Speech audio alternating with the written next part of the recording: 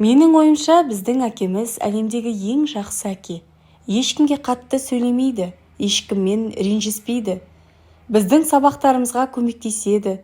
Ал жазда біз әкемізбен орманға барып саңырау құлақ тереміз. Қой бүлдірген сияқты жетектерді үйімізге шелектеп теріп әкетеміз. Бірде тіпті әкеміз бізге бұғыларды көрсетті. Анамыздың бақиға аттанғанына 4 жыл болды. Әкеміздің қолында 7 бала қалдық. Балаларды балалар үйіне өткізде, үйлен. Ғизат, өзіңді бекер қинама, саған әлі талай жыл өмір сүру керек, деп оған көп адам ақыл айтты. Сен жалғыз өзің балаларды өсіріп жеткізе алмайсың, оларды балалар үйіне жібер, деп барлығы әкемді үгіттеуге тырысты. Әкеміз болса, оларды тыңдағысы да келмеді. Жауап біреу болды. Мен тірі тұрғанда балаларының бір тал шашы да түспейді. Біз оларды дүниеге әкелгенде балалар үйінде өссін деген жоқпыз. Осылайша әкемізбен өмір сүріп жатырмыз. Бірақ кейінгі кезде ол жиі ауыра бастады. Әрине, сырт көзге білдірмеуге тырысты. Бірақ болып жатқан нәрсені жасыра алмайсың. Қолдары менікі сияқты кіп-кішкене болып қалды. Қақпадан сыртқа шықпай қалғанына 1 жылдай болды. Оған не болып жатқаны бізге белгісіз. Анамыздың өлімнен кейін ұзақ түндер бойы ұйықтамады. Терезенің алдында қозғалыссыз көп тұрды. Біреуді күтіп тұрғандай. Бір күні түнде мен ыстықтап оянып едім. Әкемнің анамның суретін құшақтаған қалпы отырғанын байқап қалдым. Ол кезде оның не ойлап отырғаны маған беймәлім болатын. Менің 2 үлкен ағам мен әпкем қазір қалада оқиды. Училищеде білім алып жатыр. Одан кейінгі 2 әпкем Алсу мен Әлия. Мен, қарындасым Зульфира әкемізбен тұрамыз. Мектепке барамыз. Кейінгі кезде әкем тіпті тамақ дайындауға да әлі келмей қалды. Сондықтан да 5-ші сыныптағы Әлияға көже қайнатып, нан илеп, оны пісіруді үйренуге тура келді. Оның пісірген күлшелері кішкене, ал біз болсақ анамыз пісіретіндей үлкенін сұраймыз. Үлкен болып өсейін, сол кезде үлкенін пісіретін боламын. Жарай ма? Ал қазірше маған соншама нан илеп пісіру өте қиын болып тұр, деп әпкеміз ақталатын. Көктемнің шуақты күндерінің бірі еді. Қар баяғыда еріп кеткен. Алғашқы гүлдер шыға бастаған. Сыртта қандай керемет. Әкеміз ғана үйден шыға алмайды. Ол күні бойы төсек тартып жатады. Балам, маған келші, деп мені өзіне шақырды. Я, әке. Міне, жатып өткенді есіме алып жатырмын. Неге екенін білмеймін, ойым мені жас кезіме қарай ала қашады. Сендердің аналарыңды осындай тамаша бір күнде кезіктірдім. Содан бері қаншама су арнасымен ақты. Сол кездегі сәттерді бүгінгі күн сияқты есімде қалдырыппын. Сол шақтарда Гүлнұрыма алғашқы рет бәйшешек сыйлап едім. Әкем үндемей қалды да қабырғаға қарай бұрылды. Ойланып жатты да сергек үнмен: ұлым, жазыққа барып бәйшешек теріп келші. Осы көктемде мен бәйшешекті әлі көрген жоқпын. Сен теріп әкелген гүлдерді төсегімнің жанына қойып қарап жатайын. Мен тез келем, әке. Басымды изеп бірден үйден жүгіріп шығып, тез арада ең әдемі гүл шоғын алып кірдім. Бөлменің ішінде жұпар иіс қалқып жүр. Үйіміз жап-жарық болып, әкеміздің де көңілі бір серпіліп қалды. Мен әкемді қуанталғаныма қуанып, күні бойы көтеріңкі көңіл күймен жүрдім. Ұйықтардың алдында әкем мені тағы да өзінің жанына шақырды. Сен енді үлкенсің. Балам, бәрін түсінесің. Мен де осылай тез қартайып қаламын деп ойлаған жоқпын. Сендерді аяққа тұрғызып, оқытам, тоқытам, үйлендіріп той жасаймын деп армандадым. Байқаймын, оған жете алатын емеспін. Оның сөзінен мен өзімді қолайсыз сезіне бастадым. Әкем болса ары қарай сөзін жалғады. Ешкім де өзін алда не күтіп тұрғанын білмейді. Егер кенеттен мені ауруханаға алып кетсе, менсіз тіршілік етіп үйреніңдер. Ұсақ түйекке бола ұрыспаңдар, тату өмір сүріңдер. Өмірде көп қиындық болады. Сен бірақ барлығын жеңе біл. Мен ауруханада болғанда сабақтан қалып қойма. Әпкелерің мен қарындасына қамқор бол. Сен енді қолына балта ұстай аласың. Үйге шаруаға қара. Сені жаныма жайдан жай шақырмадым. Мен үшін құнды бір зат бар еді, соны саған берейін деп едім. Осы сәтте әкем қатты жөтелге булықты. Мұндай жөтелі ұзаққа барушы еді. Сондай-ақ әкем жөтелген сайын жандағы шелекке қоңыр қызыл сұйықтықты түкіретін. Содан кейін күші қалмай әлсіреп, басын жастыққа сүйеп үнсіз жататын. Міне қазір де солай. Маған енді бірдеңе берейін деп еді, қайтадан жөтелі асқынып кетті. Жарайды балам, ертең жалғастырамыз, деп әкем терең демалды. Әкем ауырғалы бері мен үлкен төсекте онымен бірге ұйықтайтынмын. Түнде оған дәрі мен су беретінмін. Бүгін бірақ әдеттегідей емес, басқаша. Балам, бүгін мен өзім жалғыз ұйықтаймын, деді әкем. Мен оның жанына жатуымды өтініп, қанша сұрасам да ол көнбеді. Біз әпкем Әлия екеуміз мектепке таңертең барамыз, сондықтан ерте тұрамыз.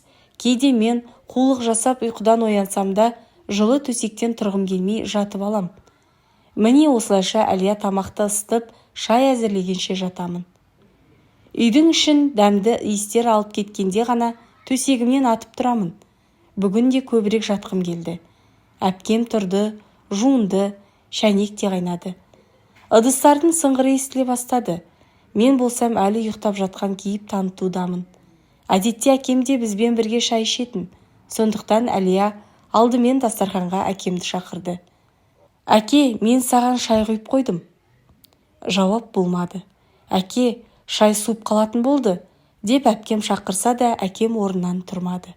Әлия оның төсегіне жақындады.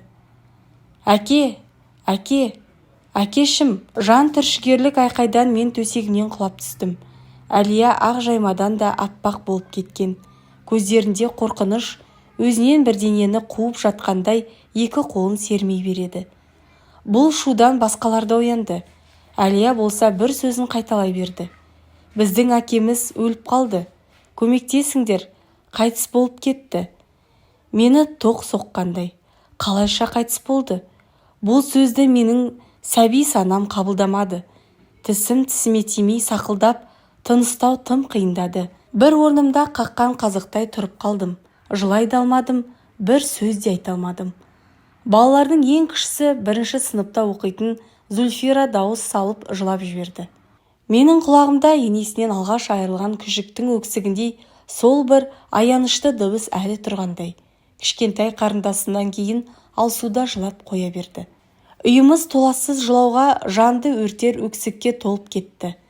Біздің жасымызды тоқтататын әлемде ешқандай күш жоқтай сезілді. Айналамыз қап-қара, көңілсіз болып қалды. Әкемнің төсегінің жанында төртеуміз ұзақ жылап отырдық. Әкеміз бізді аяп орнынан тұрып кетер деп ойладық па екен мүмкін. Әкетай, ояншы, бізді жылатпа, деп Зүлфира оның қолынан тартқылады. Әкеміз болса еш қозғалыссыз жатты. Сөйте тұра оның көзі ашық еді. Ал өлгендердің көзі ылғи жабық жатады. Мүмкін әкеміз бізбен ойнап жатқан шығар. Біз оның иығынан сілкіледік. Зүлфира тіпті оның шашынан да тартқылап көрді. Бір кезде әкеміздің алақанын қатты жұмып бір нәрсе ұстап жатқанын байқадық. Бұл біздің отбасылық фотосуретіміз болатын. Арамызда анамыз да бар еді. Қайда кетті сол бір бақытты күндеріміз? Өзімнің орманға қалай кетіп қалғанымды білмеймін.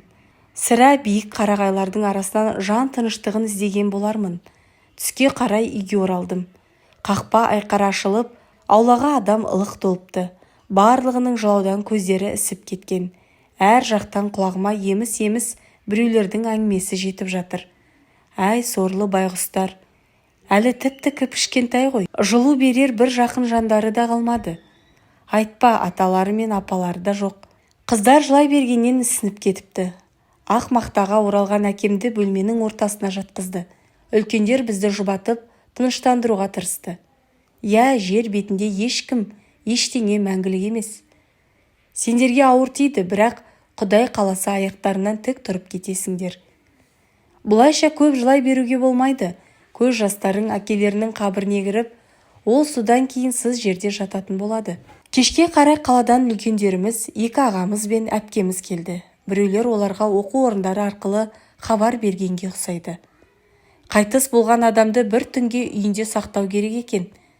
Түнге қарай әкемнің мәйітінің жанына жасы үлкен көршілер жиналды. Балаларға марқұм болған адаммен бір үйде ұйықтау болмайтындықтан бізді қарама-қарсы үйге алып кетпекші болды. Мен көршінің үйіне баруға қарсы болдым. Өйткені әкемнің өліміне әлі сенбеген болатынмын. Әкемнің жанында болғым келді. Жақсы, ұлына қалуға болады, деп ақсақалдар маған рұқсат берді. Көзімді жұмып қоймайын деп қорқып түні бойы әкемнің мәйітінің жанында отырдым. Кенеттен ол терең демалды. Әкем тірі, қараңдар, ол демалды. Әкем өлген жоқ деп айқайлап орнынан атып тұрдым. Бетінен барып сипадым. Мен бірде естігем, біреуді қайтыс болды деп ойлаған екен, ал оның уақытша ғана жүрегі тоқтапты. Ол адам өзіне өзі келіп орнынан тұрғанда бәрі таң қалдырған екен. Мүмкін біздің әкеміз де өлмеген шығар. Үлкендер селт ете қалды. Бала шаршады, ұйқыға жатқызыңдар, деді біреу. Таңертең мен көршінің үйінде ояндым. Ауылда барлығы әкемді ағай дейтін. Әдетте өзінен үлкен ер адамды солай айтады. Ауылдың ақсақалдары да оны ағай дейтін, оған себеп те бар. Әкемнің техникада хабары бар еді. Бір күннің ішінде тракторды еш бөлшегін қалдырмай шашып тастап, келесі күні қайта жинап алатын. Өзіне өтініш білдірген адамнан ешқашан аянып көрмеген еді. Техниканың ақауын қозғалтқыштың даусынан-ақ білетін. Апталап тұрып қалған тракторды бір-ақ күнде қалыпқа келтіріп жөндеп, тракторшыны қатты қуантушы еді ғой. Бірде әкемді колхоздың бас механигі етіп тағайындады. Жұмысына ақ жейде киіп шыққан екен. Қараса, жас механизатор өзінің тракторын жөндеп жатса керек. Әкем оған керекті бөлшекті қалай дұрыс шешіп, қайта ауыстырып бекітуді көрсетіпті. Түстен кейін әлгі адамға келіп білсе, ол әлі аяқтамапты. Әкем шыдап тұра алмай, өзі кірісіп кетіп жөндеп тастапты. Жұмыстан барлық жері қара май болып келген екен. Ертеңде колхоздың төрағасына барып, маған тракторымды қайтарып беріңіздерші, басқаларға үйреткенше маған өзім жұмыс істегенім артық, депті.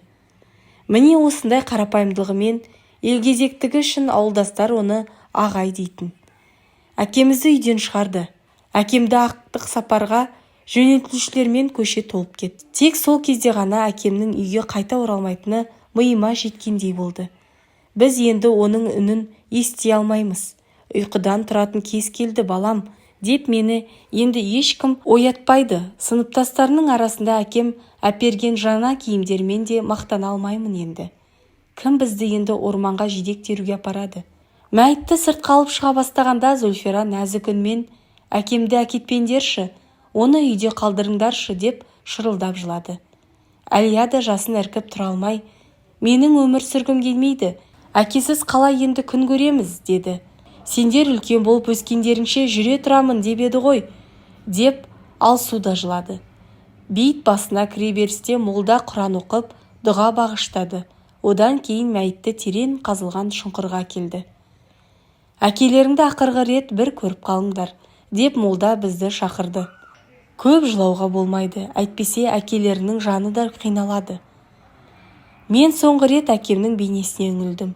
Соңғы рет. Оның жансыз денесін қазылған көрге баяу түсірді. Әке, әкешім, деп мен емес, жүрегім бірге жолынып кете бара жатқандай айқайладым. Бізге 3 уыс топырақ алып қабірге тастауды бұйырды. Әкемді топырақпен көмбеңдерші. Зульфира жігіттерге жүгіріп барып күректі тартып алмақшы болып жүр. Өтінемін, керек емес. Кетіңдер, сендер жаман адамсыңдар. Анамызды да сендер жерге көміп тастадыңдар. Мен білемін, ол жақтан ешкім қайтып келмейді. Ол кіп кішкене қолдармен жігіттердің күрегін тартып алғысы келіп жанталасып жүр. Оны қабір басынан алып кетейін деп біреулер ұмтылғанда, Зульфира қолынан шығып кетіп, шалынып шұңқырға құлап кете жаздады. Үлкендер оны әрең дегенде ұстап қалды. Тез арада әке қабірі төмпешікке айналды. Оны ағашпен қоршап қойды. Бұл адам тірі кезінде қандай жан еді, деп молда салт бойынша жиналғандардан сұрады. Жақсы, деп барлығы бірдей жауап берді. Ағай қайырымды, ықыласты адам болатын. Жаны жанаттан болсын, топырағы торқа болсын. Пейіште нұры шалқысын. Оның жаны жанатта дамылдасын. Енді қадірлі қауым, үйлеріңізге қайтыңыздар. Бейіт басында көп тұруға болмайды, деп молда сөзін қорытындылады. Жетеумізді кішкене төмпешіктің жанынан алып кету қиын болды. Біз ол жерді айнала тұрып, жылап сықтап, өксіп қиын күйге түстік. Әсіресе кішкене Зүлфираның қайғылы күйін көру бәрімізге ауыр тиді. Бұл жерде әкемізді қалай тастап кетеміз, деп өкірді ол. Оған бұл жерде қорқынышты. Кім оған дәрісін әкеледі? Мен оны бұл жерде тастамаймын. Қане, оны үйге алып кетейік. Біз әкесіз қалай өмір сүреміз? Біз қабір басында ұзақ тұрдық. Менің жаңа үйілген топыраққа жата кетіп, құшақтап, бар даусымен әкетай, мен сені ерекше жақсы көремін. Әлемде сенен артық ардақты жан жоқ, деп айқайлағым келді.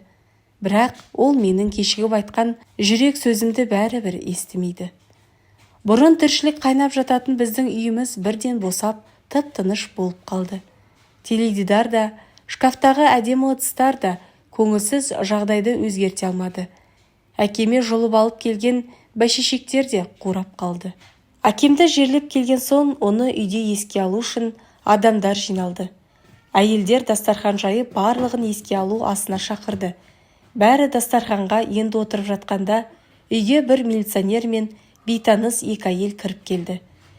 Милиционер үлкен әпкемді өзіне шақырып алып, құлағына бірдеңелерді сыбырлап жатты. Оған не айтқанын білмеймін, бірақ әпкемнің беті бірден бозарып сала берді. Бүгінгі әсерлі әңгіменің жалғасын және алдағы кезекті қызықты оқиғаларды жіберіп алмас үшін арнама тіркелуді ұмытпаңыз.